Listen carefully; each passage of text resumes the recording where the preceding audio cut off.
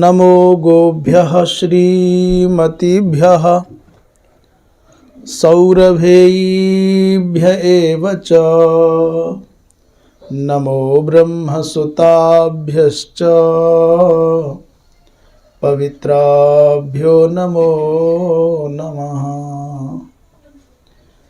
या विद्या शिवकेशवादि जननी या वै जगन्मोहिनी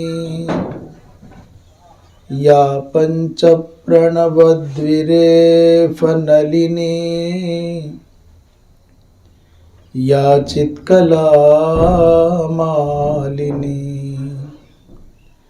या ब्रह्मादि पिपीलिकांत तनु सुप्रोता जगत साक्षिणी सापायात पर देवता भगवती श्री राजराजेश्वरी।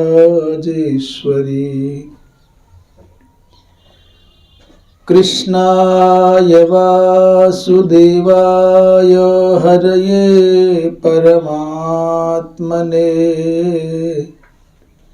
प्रणतक्लेशनाशाय गोविन्दाय नमो नमः। रामाय रामभद्राय रामचन्द्राय वेधसे रघुनाथाय नाथाय सीतायाः पतये नमः।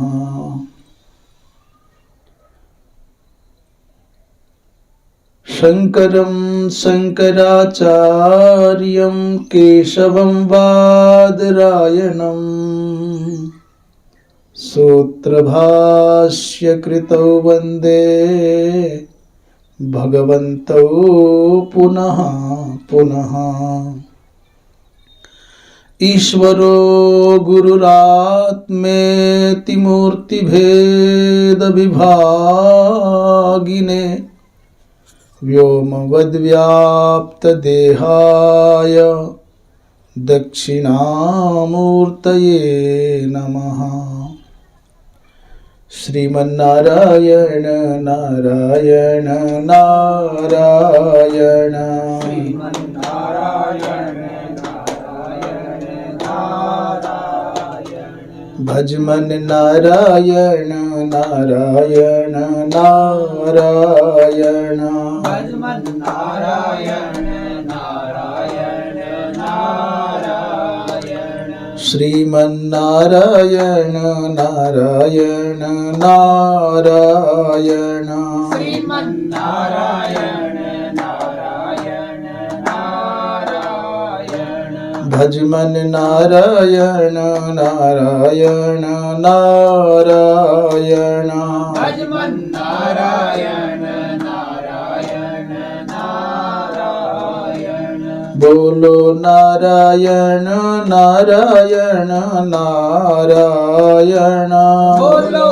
नारायण नारायण नारायण गाओ नारायण नारायण नारायण गाओ नारायण नारायण नारायण श्रीमन्नारायण नारायण नारायण श्रीमन्नारायण नारायण नारायण भजमन नारायण नारायण नारायण भजमन नारायण नारायण नारायण बोलिए वृंदावन बिहारी लाल की धर्म की अधर्म का प्राणियों में विश्व का गो हत्या गौ माता की परम पूज्य धर्म सम्राट स्वामी श्री करपात्री जी महाराज की पूज्य पाद अनंत श्री विभूषित पूज्य जगत गुरु शंकराचार्य श्री कृष्ण बोधाश्रम जी महाराज की जगत गुरु शंकराचार्य पूज्य श्री निरंजन देव तीर्थ जी महाराज की जय हो। जगत गुरु शंकराचार्य पूज्य श्री स्वामी माधवाश्रम जी महाराज की जय हो। पूज्यपाद अनंत श्री विभूषित स्वामी विष्णु आश्रम जी महाराज की जय हो। पूज्यपाद स्वामी श्री वेदांती जी महाराज की जय हो। पूज्यपाद सद्गुरुदेव भगवान पूज्य श्री वीरव्रती प्रबल जी महाराज की जय हो। स्वामी श्री शिवानंद सरस्वती जी महाराज की जय हो। यमुना मैया की जय हो। वृंदावन धाम की जय हो। गिरिराज महाराज की जय हो। सुभद्रा भगवती की जय हो। दाऊ दयाल की जय हो। श्री राधा रानी की जय हो। श्री वृंदावन बिहारी लाल की जय हो। हर हर महादेव। मंगलमय परात्पर पूर्णतम पुरुषोत्तम अनाथनाथ दीनानाथ अशरण शरण प्रभु की महती अनुकंपा कि हम और आप सब ब्रजधाम में और ब्रजधाम के भी हृदयभूत श्रीधाम वृंदावन में, उस श्रीधाम वृंदावन के भी वन प्रांत में नहीं,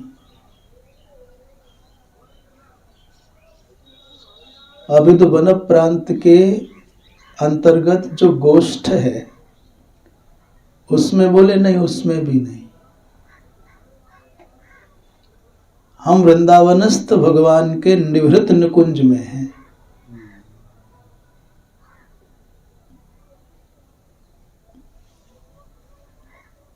ये जीव के ऊपर जब प्रभु की जन्मांतरीय पुण्यों के कारण अहेतु की कृपा हुई तो वृंदावन में प्रवेश भी प्राप्त हो, निवास की तो बात की है। जितने भी जीव यहाँ ब्रजमंडल में श्रीधाम ब्रजमंडल तात्पर्य माने 84 कोस ब्रजमंडल में जितने भी जीव जन्मे हैं या आए हैं रहने के लिए, दो प्रकार के ब्रजवासी। एक ब्रजवासी वो जिनका जन्म ब्रजमंडल में हुआ, भला बिना पुण्य की ब्रजमंडल में किसी का जन्म होगा।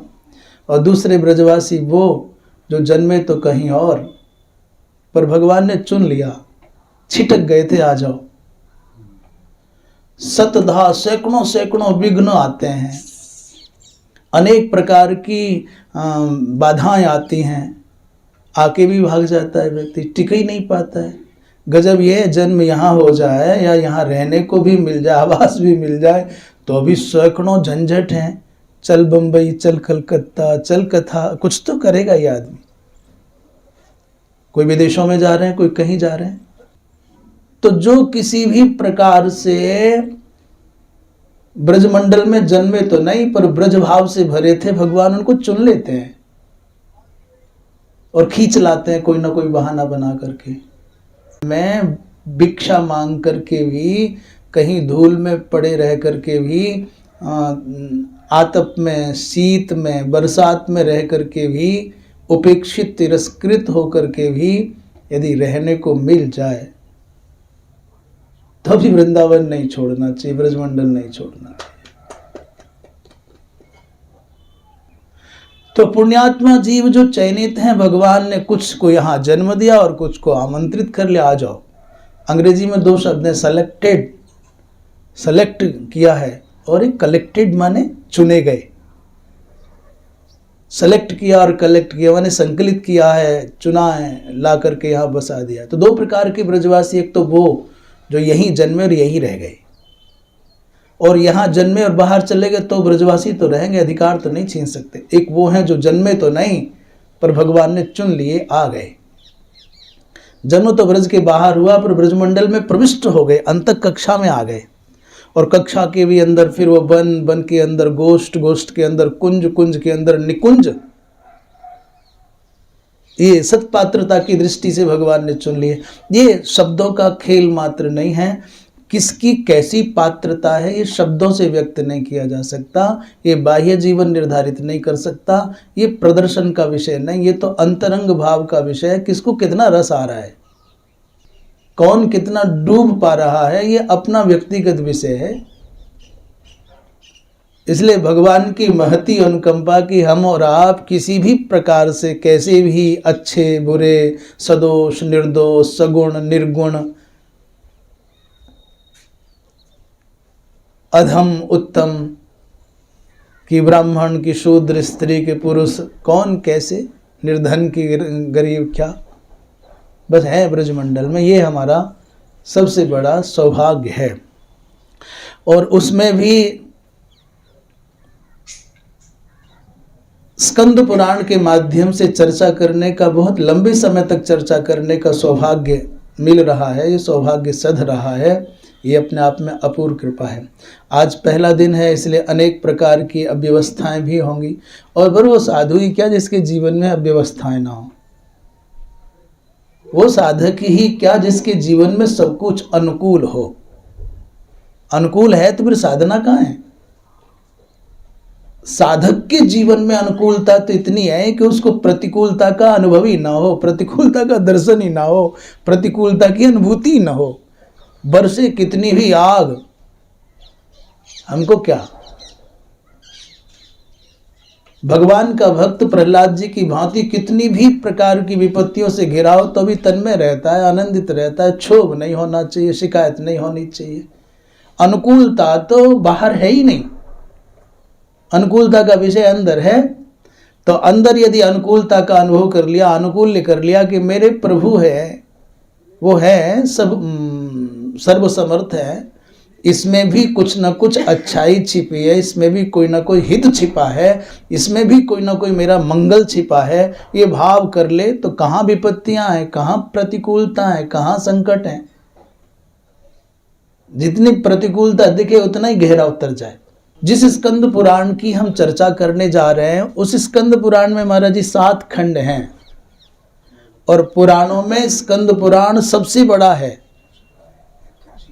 लगभग 81,000 श्लोक, और दाक्षिणात्य प्रति में कुछ ज़्यादा माने जाते हैं, परंतु 81,000 श्लोक और 1698 प्रायः अध्याय, 1698 अध्याय। इसमें पहला खंड है माहेश्वर खंड। इस माहेश्वर खंड की भी 3 उपखंड हैं। पहला है केदार खंड, दूसरा है कौमारिका खंड, तीसरा है अरुणाचल महात्म्य खंड। इस अरुणाचल महात्म्य के भी 2 भाग, पूर्वार्ध और उत्तरार्ध। और कुछ प्रतियों में कहीं कहीं इसमें एक और भाग है जिसका नाम है वासुदेव महात्म्य। दूसरा खंड आरंभ होता है जिसका नाम है वैष्णव खंड। वैष्णव खंड में 8 भाग हैं। अच्छा, ये वासुदेव महात्म्य जो खंड है ये वैष्णव खंड का हिस्सा है। इसमें 8 भाग माने वेंकटाचलम की महिमा। वेंकटाचलम माने वेंकटेश भगवान तिरुपति बालाजी की महिमा, बड़ी विलक्षण महिमा। यहाँ जगन्नाथ भगवान की पुरुषोत्तम क्षेत्र की महिमा बड़ी विलक्षणता से यहाँ वर्णित है। बद्रिकाश्रम महात्म्य है, कार्तिक मास की महिमा है, मार्गशीर्ष मास की महिमा है, और श्रीमद् भागवत महापुराण की 4 श्लोकों में महिमा इस खंड में वर्णित है। वैशाख मास का महात्म्य है, अयोध्या की महिमा है, और कहीं कहीं माघ मास का भी महात्म्य इसमें वर्णित है, परंतु प्रायः अनुपलब्ध है। तीसरा खंड है ब्राह्म खंड, जिसके 3 भाग हैं। पहला सेतुबंध रामेश्वरम महात्म्य वर्णित है उसमें 52 अध्यायों में, दूसरा धर्मारण्य महात्म्य जो 40 अध्यायों में, और ब्राह्मोत्तर खंड है 22 अध्यायों में। इसी का एक और हिस्सा जो प्रायः पाक्षिक है, माने कुछ प्रतियों में है और कुछ में नहीं, कहते चातुर्मास्य महात्म्य भी इसमें और तीसरा है काशी खंड, जो 2 भागों में प्रकाशित है, पूर्वार्ध और उत्तरार्ध। पूर्वार्ध और उत्तरार्ध इसमें 100 अध्याय हैं। काशी में कितने गणपति, कितने विष्णु भगवान के देवालय, कितने तीर्थ, कितने महादेव के मंदिर, सबका उल्लेख पुराणोक्त जो महात्म्य बड़ा अद्भुत है। 5वां खंड है अवंतिका खंड। अवंती खंड में 3 खंड हैं, उपखंड। पहला अवंती महात्म्य, उज्जैन की महिमा, 71 अध्यायों में 84 लिंगों का उल्लेख 84 अध्यायों में। और रेवा खंड अर्थात भगवती नर्मदा की महिमा से आपूरित जो आख्यान है वो रेवा खंड में और 232 अध्यायों में उसका उल्लेख है। 6ठा खंड है नागर खंड, जिसमें 269 अध्याय हैं, 279 अध्याय हैं। और 7वां खंड है जिसे प्रभास खंड कहा जाता है, इसमें 491 अध्याय हैं। इससे पहला प्रभाषक क्षेत्र की महिमा, दूसरा गिरिनार की महिमा, और चौथा अर्बुदारण्य की महिमा, 5वां द्वारिका की महिमा। अर्थात इस प्रकार स्कंद पुराण का जो बृहत स्वरूप है, कलेवर है, उसका सार संक्षेप में हमने उल्लेख किया। सब मिलाकर के 1698 अध्याय बनते हैं। चूंकि हमारे पास में लगभग वर्ष भर है और ऐसा सब मिलकर के निश्चय कर पाए कि स्कंद पुराण का आश्रय लेकर के संवाद हो, विचार हो, तो सनातन धर्म का जो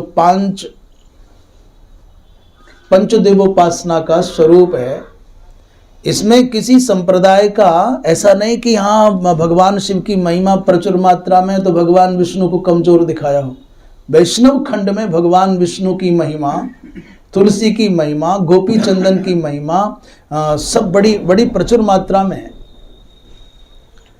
इसलिए आनंद के साथ में हम लोग इसके साथ, पहला दिन है तो अल्पारंभ क्षेम करह ऐसा कहा जाता है। अल्पारंभ कल्याणकारक माना जाता है। प्रतीक रूप में जो कुछ बन पड़ेगा वो सब करेंगे। श्री गणेशाय नमः। ह्रीं नमो भगवते वासुदेवाय।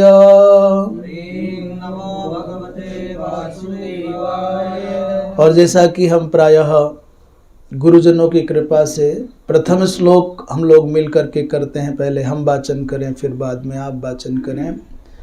नारायणं नमस्कृत्य नरं चैव नरोत्तमं देवीं सरस्वतीं व्यासं देवीं सरस्वतीं व्यासं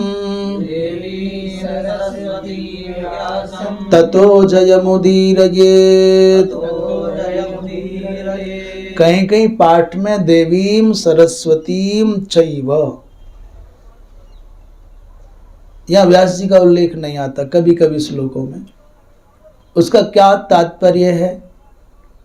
ये श्लोक व्यास जी का स्मरण कराता हुआ है कि बिना व्यास जी के? तो जब सूत जी महाराज इस श्लोक का उल्लेख करते हैं या अन्य आचार्य करते हैं तो क्या बोलते हैं? बोले देवीं सरस्वतीं व्यासम।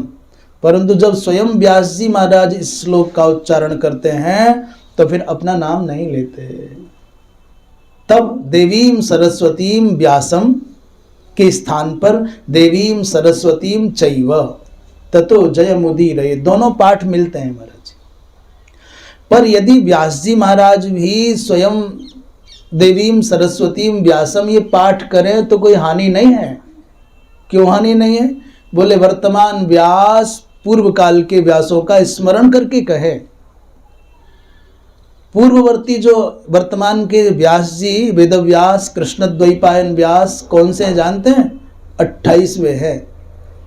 इनसे पहले इस कल्प में 27 व्यास अपना कार्यकाल पूरा करके सेवानिवृत्त हो चुके हैं।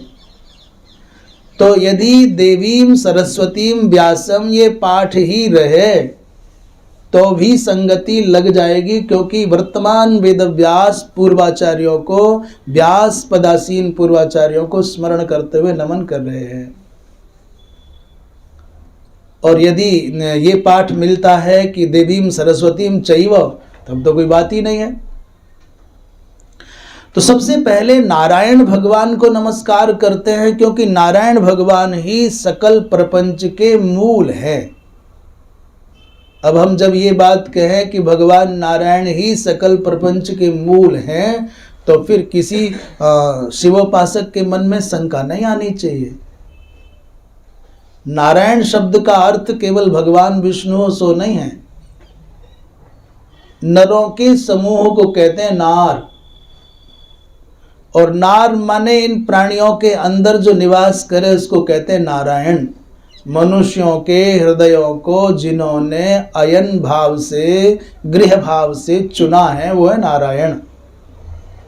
सामान्य अर्थ है आपो भाई नार शब्द का अर्थ है जल, जल में जो अयन करे, इसलिए सर्वम अपसु प्रतिष्ठितम जो कहा जाता है कि सब कुछ जल में सन्निहित है, उसका अर्थ भी यही है, क्योंकि जल ही जीवन है। जल शब्द का एक पर्यायवाची जीवन भी है, जीवनम जलम।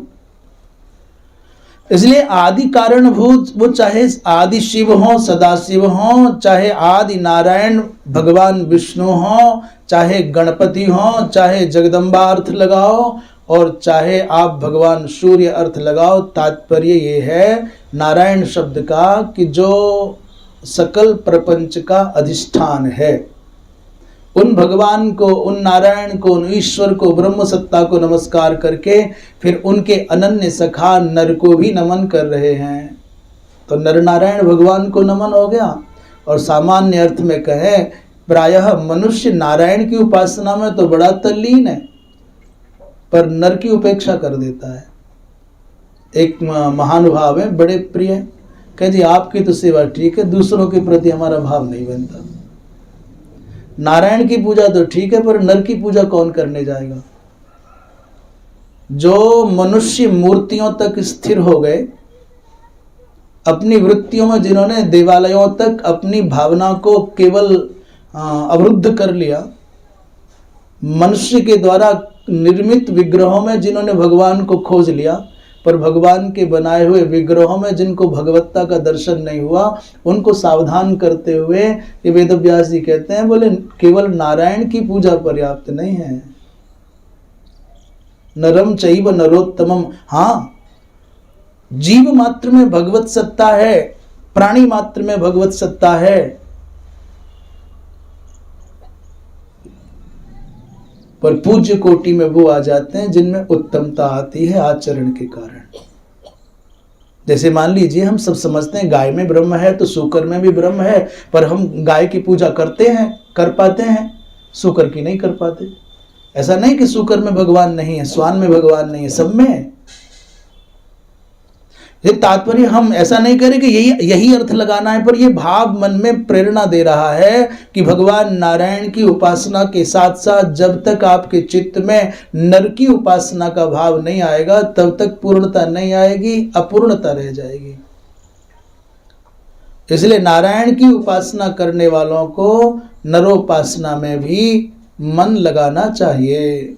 बड़े बड़े साधक, बड़े बड़े भक्त, बड़े बड़े उपासक घंटों रुद्राभिषेक कर ले, घंटों गायत्री जप ले, घंटों दुर्गा पाठ कर ले, घंटों राधा जी के नाम में डूब जाएं, पर कोई छोटी सी बात सेवक से हो जाए तो उसके प्राण पीने पर आ जाए।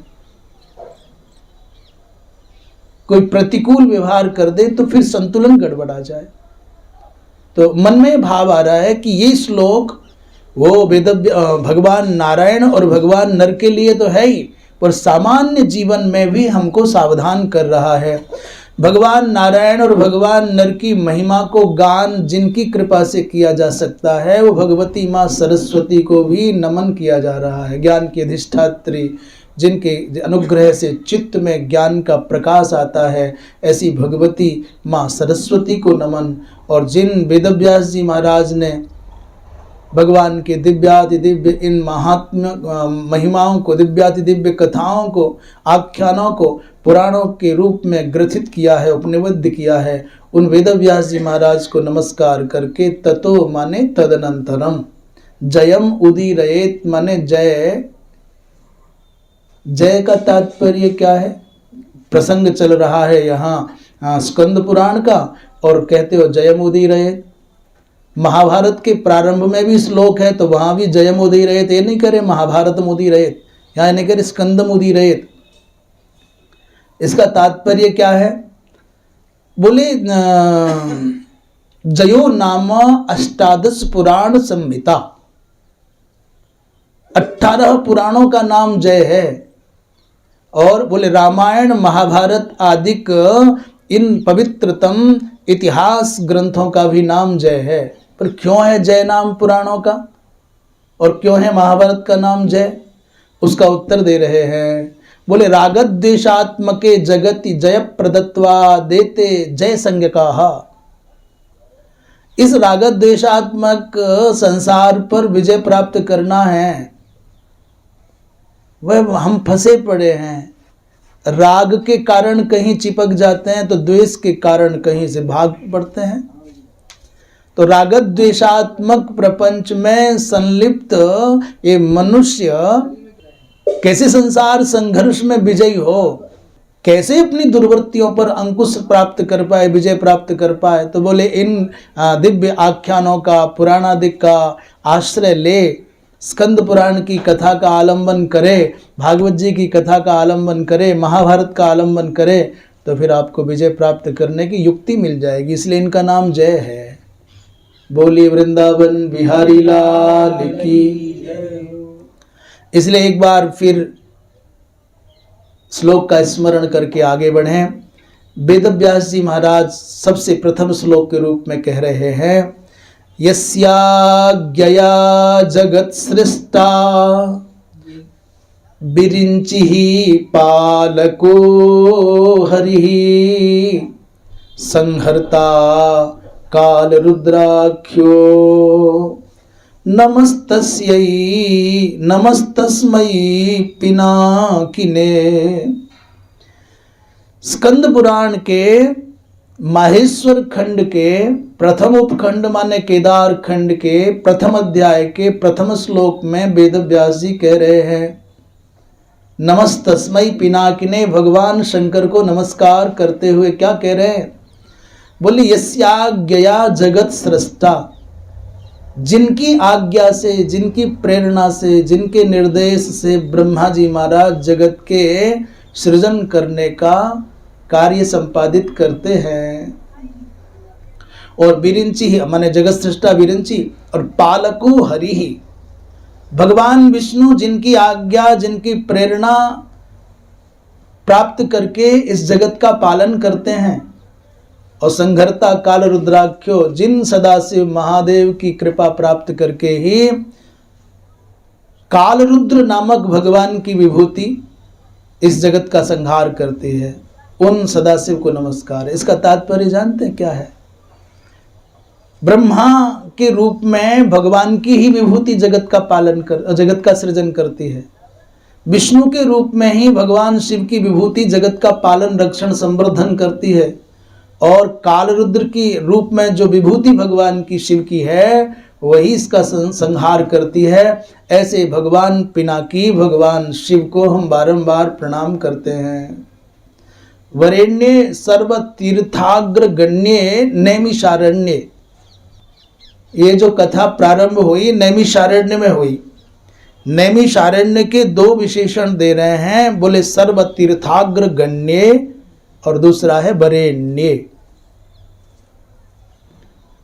सब तीर्थों में जो श्रेष्ठ है, इस बात को तुलसी बाबा ने भी कहा है, तीर्थवर नैमिष विख्याता। नैमिषारण्य तीर्थों में श्रेष्ठ है। तीर्थानाम उत्तमम तीर्थम कहा जाता है पुराणों में जिसको। इस नैमिषारण्य को नैमिषारण्य क्यों कहा जाता है, इस विषय में उल्लेख आता है। दो उत्तर हैं इसके। एक तो गौरमुख नाम के ऋषि से भगवान विष्णु ने कहा कि ये जो क्षेत्र है बड़ा पवित्र है, देव क्षेत्र है। गौरमुख ने पूछा भगवान विष्णु से, भगवान कैसे जाने? बोले यही मैंने एक निमिष मात्र में सभी धर्मध्वंसक धर्मद्रोही दैत्यों को मार दिया था। निमिषेण इदम दानव बलम अस्मिन् अरण्ये मया निहतम। इस अरण्य में मैंने एक निमिष, माने एक पल, निमिष कहते हैं पलक झपकने में जितना समय लगता है उसको निमिष कहा जाता है। एक ही पल में, बोलिए वृंदावन बिहारी लाल की।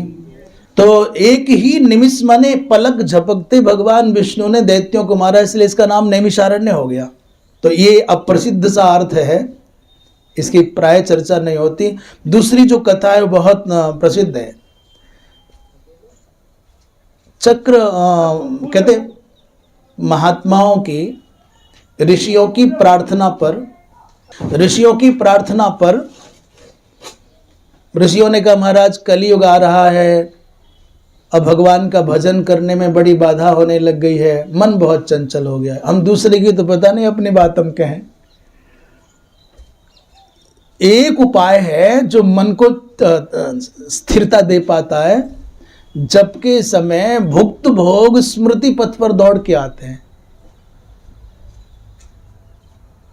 जबकि समय जो भोगे गए भोग हैं, देखे गए दृश्य हैं, सुने गए प्रपंच हैं, वो लौट लौट करके दौड़ के आते हैं, इतनी तीव्र गति से आते हैं। उसे बचने का उपाय क्या है? बड़ा विक्षेप हो है। तो एक मार्ग मात्र हमारी समझ में आया, बोली वृंदावन बिहारी लाल की। तो महाराज एक उपाय हमारी समझ में, उपाय क्या, प्रयोग करके देखा, सुना तो गुरुजनों से ही था कि जब ये कठिनाई आए तो सकल प्रपंच को जल में मान लीजिए। अब जल के अतिरिक्त तो कुछ नहीं है, जल के अतिरिक्त सृष्टि में कुछ है ही नहीं। और तुम उसमें डुबकी लगा जाओ। गंगा जी में गोता लगाते हैं ना, स्नान करने के लिए आते हैं, गंगा जी में गोता लगाते हैं, तो गोता लगाने से पहले तक दुनिया दिखती है, पर गोता लगाने के बाद क्या दिखता है? जल भी नहीं रह जाता, कुछ पता ही नहीं क्या रह जाता है, बस ये लगता है कब बाहर आए। तो जैसे जल में प्रविष्ट होने के बाद कुछ शेष नहीं रह जाता, और जल से बाहर आने के बाद फिर संसार की अनुभूति, संसार की प्रतीति होने लग जाती है। या तो सकल प्रपंच को मात्र जल जल मान लीजिए, कुछ है ही नहीं, तो कुछ था ही नहीं, कुछ होगा ही नहीं, तो किसकी चिंतन करेंगे? क्या है? पहले यहाँ गांव था, पहले यहाँ जंगल था, अब तो पानी है, बाढ़ के पानी में डूब गया, अब क्या है? इसलिए पुरातन अतीतगत जो भुक्त भोग है, श्रुत प्रसंग है, अनुभूत विषय है, दृष्ट विषय है, उनको उनसे पार पाना है तो एक मार्ग तो है कि जल में मान लीजिए सकल प्रपंच को, और स्वयं की कल्पना करो कि गंगा में गोता लगाए थे, तो गोता लगाने के बाद क्या बचा? बोले कुछ नहीं। बोले अब भी कुछ नहीं है। इस एक व्यवहारिक उपाय से हमको बहुत लाभ हुआ है, और ये कोई आत्म प्रशंसा की दृष्टि से बात नहीं कह रहे। तमाम साधक इस क्लेश से पीड़ित होते होंगे, नवागत साधक तो पीड़ित होते ही होंगे। दूसरा थोड़ा सा अटपटा सा है, शून्य मान लो बौद्धवादियों की भांति, वो मान नहीं सकते आप। उससे उत्तम उपाय है प्रकाश में मान लीजिए। भगवान सूर्य का प्रकाश, चंद्रमा का प्रकाश, नक्षत्रों का प्रकाश, दीपकों का प्रकाश, बल्बों का प्रकाश, तुम्हारे नेत्रों का प्रकाश, और आपके हृदय में जो बैठी हुई आत्ममणि है उसका प्रकाश। यहीं के प्रकाश से सकल प्रपंच प्रकाश में हो गया। अभी प्रकाश प्रकाश प्रकाश प्रकाश प्रकाश, कुछ है ही नहीं प्रकाश के अतिरिक्त।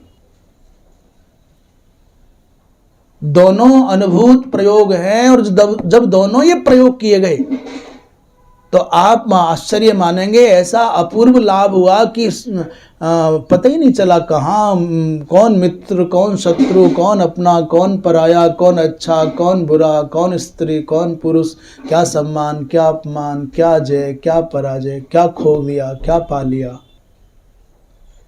अनुकूलता जिसमें बने, प्रकाश में आभास हो परमात्मा का, परंतु एकाकार हो जाए।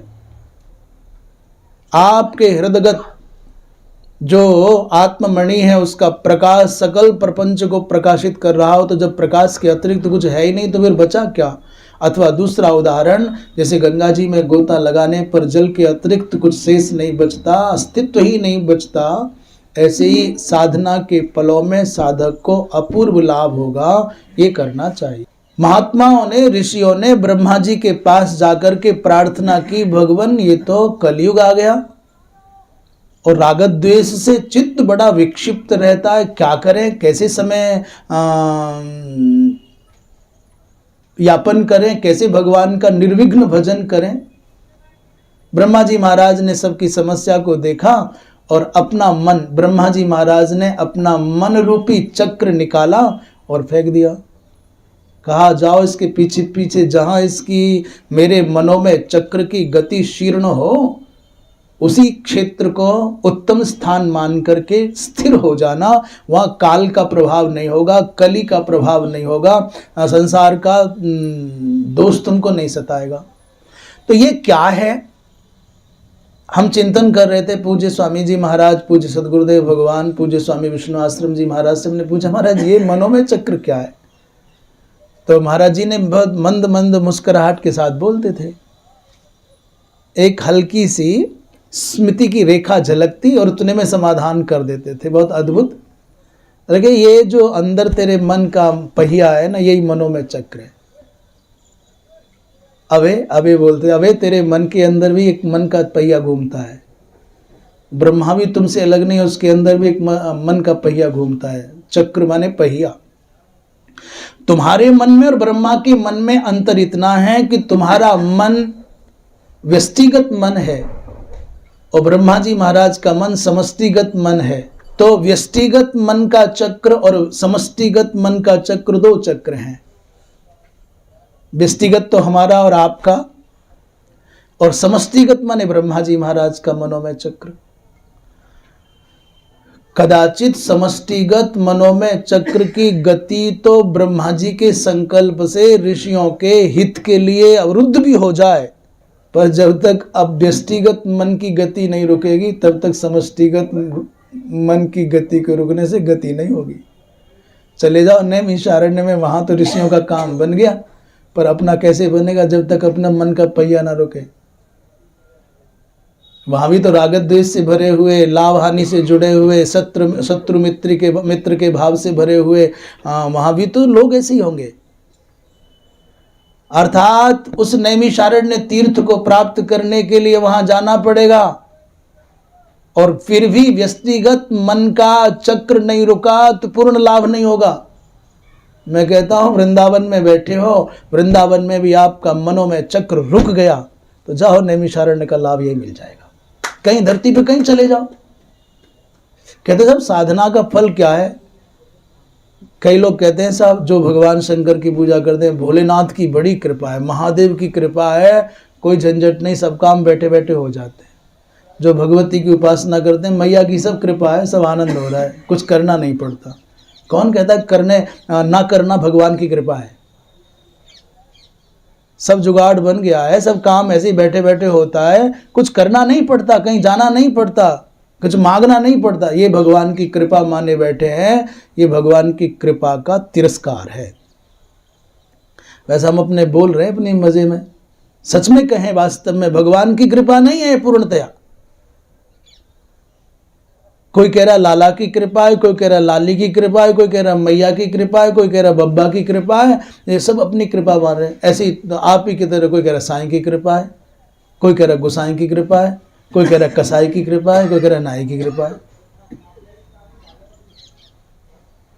भाई मेरी बात थोड़ी कड़वी सी लगे तो सब क्षमा करना, ये भगवान की कृपा नहीं है कि प्रचुर मात्रा में धन आ गया, प्रचुर मात्रा में भवन आ गया, प्रचुर मात्रा में वाहन आ गए, प्रचुर मात्रा में आपको साथ सब कुछ उपलब्ध साधन हो गए।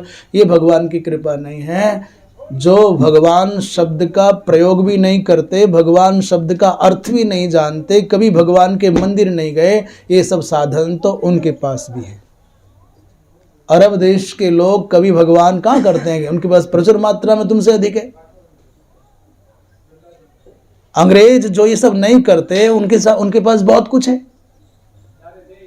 ये निठल्लेपन को भगवान की कृपा का नाम दे करके अपनी अकर्मण्यता को पुजाने की जो वृत्ति पनपी है, ये बहुत भारी दोष आ गया। ये साधु का मतलब है, साधक का मतलब है, भक्त का मतलब है करके खाए हर दिन। बिना श्रम के जिसने खाना आरंभ कर दिया वो तो व्याधियों का घर बना लेगा अपने शरीर को। भगवान की कृपा, भगवती की कृपा, लाला की कृपा, लाली की कृपा तब मानना जब तुम्हारे चित्त में वृत्ति हो जाए कि नहीं राग द्वेष का असर कम हुआ है, समझ लो ठाकुर ने कृपा करना आरंभ कर दिया। ये कृपा है। माला लाख बार जप ली, रामायण पाठ, सुंदरकांड पाठ, हनुमान चालीसा और अमुक अमुक करोड़ बार करा लिए, पर अभी भी बिगड़ी हुई घड़ी के जैसी मन की सुई वहीं अटकी है। उतना ही राग है, उतना ही द्वेष है, उतना ही प्रपंच है। तो क्या कृपा है? कृपा तब मानना जब मन राग द्वेष पर नियंत्रण करना सीख जाए।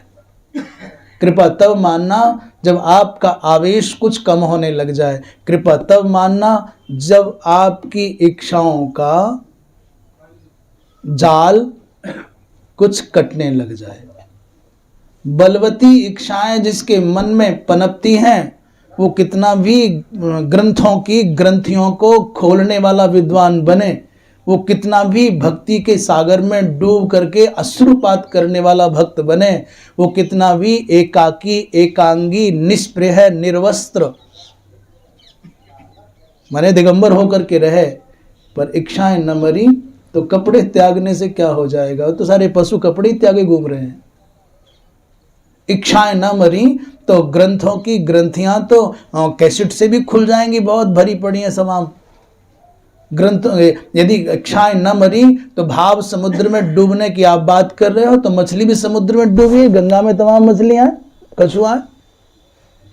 इसका तात्पर्य मैं बहुत विनम्रता से कहूं, भावुक जनों का तिरस्कार नहीं है, ज्ञानियों की उपेक्षा नहीं है, वैरागियों की, त्यागियों की कोई उपेक्षा या तिरस्कार की बात नहीं, महत्ता कम नहीं कर रहे। तात्पर्य है कि इच्छाओं का अंत हुए बिना न ज्ञानी ज्ञान को सिद्ध कर पाएगा, ज्ञान का प्रतिफल पा सकेगा, न विरक्त विरक्ति के परम चरम फल को पा सकेगा, न भक्त भक्ति के परम लाभ को पा सकेगा। इच्छाओं का अंत हो जाए तो फिर काय की माला है, काय का पाठ है, काय का यज्ञ है, काय की तीर्थ यात्रा है।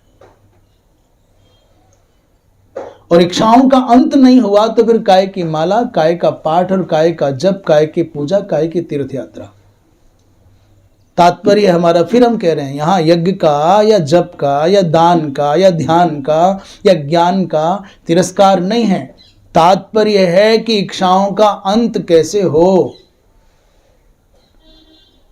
अब इसका मतलब हम कह रहे हैं तो ये भी ना लगाया जाए कि हमारी इच्छाओं का अंत हो गया। हाँ, चेष्टारत हैं, प्रयत्नरत हैं, लगे हैं, कुछ हमसे बहुत आगे हैं, कुछ हमसे बहुत पीछे हैं, कुछ हमारे साथ हैं, पर दुनिया में साथ कोई होता नहीं। कहने को हम साथ हैं पर साथ कोई है नहीं। सवेरे से देखते हैं जो भी थोड़ा लेट हो जाता है बेचारा लेट तक बैठा रह जाता है, जो थोड़ा लेट तक लेटा रह जाता है वो देर तक बैठा रह जाता है। हम रोज देख रहे हैं। यहाँ गुरु चेला के काम नहीं आता, चेला गुरु के काम नहीं आता, अपनी दौड़ है।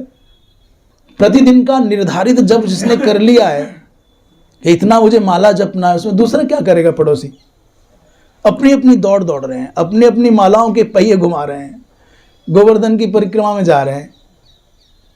आगे वाला आगे चल रहा है, चलो ये तो छोटी परिक्रमा है, इसमें तो चल जाएगा, रुक जाएंगे, आ जा भाई पीछे। इसमें तो संभव है।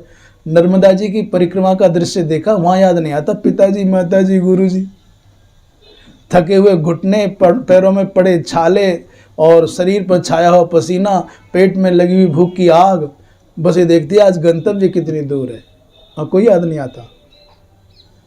मनुष्य की अपनी दौड़ है, उसको दौड़नी पड़ेगी, कर्म का अपना खाता है, उसका अपना स्वतंत्र विवरण है।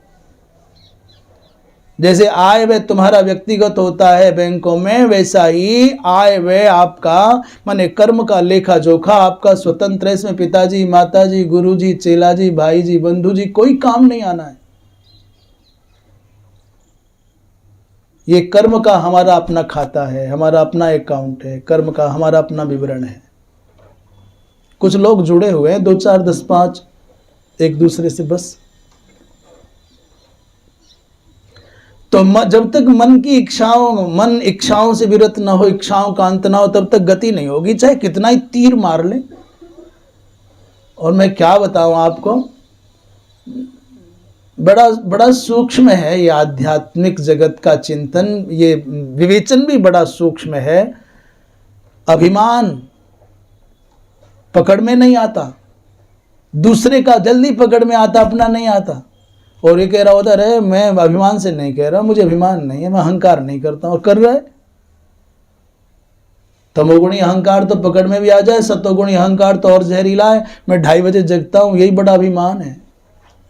बाकी सब तो देर तक सोते रहते हैं, मैं हूं सबसे पहले जगता हूं, ये ऐसा अभिमान है कि बीमारी लग गई पर बीमारी पकड़ में नहीं आ रही। ये सब तो कहीं खाते हैं, मैंने तो बाहर का खाना छोड़ दिया, ये सब सूक्ष्म अभिमान है। तात्पर्य मन अपनी श्रेष्ठता को प्रदर्शित करने का कोई भी अवसर चूकना नहीं चाहता। जिसको गाना आता है ना, वो अवसर पाती तुरंत, जिसको बोलना आता है वो अवसर पाती तुरंत, खेलना आता है तो खेल देखते ही फड़कने लगता है उसका अंग अंग। मैं कुछ हूँ, ये श्रेष्ठता दिखाने की वृत्ति जो मनोवृत्ति है, ये मनुष्य की दुर्बलता है। पर इसी का नाम संसार है, इसी में से रास्ते बनाने हैं। इच्छाओं का अंत हो जाए तो समझ लेना आपकी साधना चरितार्थ होने लगी है, आपके ऊपर प्रभु की कृपा होने लगी है। धन का आ जाना भगवत कृपा नहीं है, साधन का जुट जाना भगवत कृपा नहीं है। आपने जो मन के सपने बुने हैं, सपनों का पूरा हो जाना भगवान की कृपा नहीं है। भगवान की कृपा है कि संसार में जी रहे हैं पर संसार से आसक्ति नहीं है। ये जीवनोपयोगी संसाधन उपयोग के साधन हैं, उपभोग के साधन, इनका प्रयोग कर रहे हैं परंतु आसक्ति नहीं है। तो समझ लेना भगवत कृपा हो गई। हाँ, बात चल रही थी नैमिषारण्य माने समष्टिगत मनों में चक्र का कदाचित अवरोध हो सकता है, हुआ नैमिषारण्य में, पर जब तक व्यष्टिगत मनों में चक्र का अवरोध नहीं होगा तब तक गति न होगी। तो ये प्रसंग बोले ब्रह्मणा विशिष्टस्य समष्टिगतस्य मनों में चक्रस्य नैमिषीर्यते यत्र, उसको नैमिषारण्य कहा जाता है। लखनऊ दिल्ली के मध्य में सीतापुर जनपद में नैमिषारण्य नामक गोमती नदी के किनारे पर बहुत दिव्य तीर्थ है, इसका नैमिषारण्य नाम है।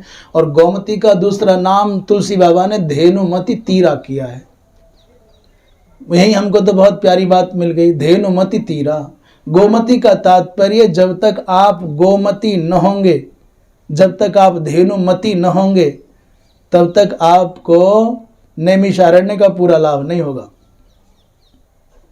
अभी हमारी मति गोमती नहीं है, अभी हमारी मति संसार की मति है, अभी हमारी मति विषयामति है। हमारी बुद्धि गाय से जुड़ जाए, हमारा चिंतन, हमारा ज्ञान, हमारा विचार गाय से जुड़ जाए तो समझ लेना हम गोमती के तट पर पहुंच गए, धेनुमती के तट पर पहुंच गए। हमारे आहार में गव्य पदार्थ आ जाएं, हमारे व्यवहार में गाय आ जाए, हमारे उपासना में गौ आ जाए, हमारी जीवन शैली का अभिन्न अंग गौ बन जाए, तो गोमती के तीर पर नैमिषारण्य का पूर्ण लाभ हो जाए। इसका मतलब नैमिषारण्य का और गोमती का गहरा नाता है। मन के संयत होने का, मन के समाहित होने का, अर्थात नैमिषारण्य का एक मार्ग निकलता है गोमती के। गोमती अर्थात गौमती हो जाए, धेनुमती हो जाए, गाय से मनुष्य जुड़ जाए तो बात थोड़ी सरल हो जाए। बोली वृंदावन बिहारी लाल की। तो आज नैमिषारण्य तीर्थ में पहुंच करके विषय को, वहाँ 88,000 ऋषि हैं। सौनकादि 88,000 ऋषियों का उल्लेख बहुत आता है, पर कहाँ है 88,000 ऋषि? उत्तर दे रहे हैं कि 88 सहस्राणी मुनीनाम ऊर्ध्वरेतसाम, विष्णु पुराण में उल्लेख आया है। स्कंद पुराण के काशी खंड में 88 सहस्राणी शौनकाद्यास तपोधना, ऐसा उल्लेख आता है। 88,000 महात्माओं के मध्य में श्री सूत जी महाराज, जिनका यहाँ लोमस के नाम से उल्लेख किया गया है, ये स्कंद पुराण की कथा का प्रवचन करेंगे।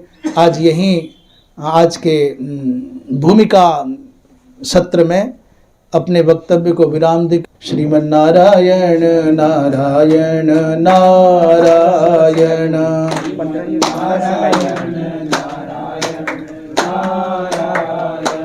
भजमन नारायण नारायण नारायण, भजमन नारायण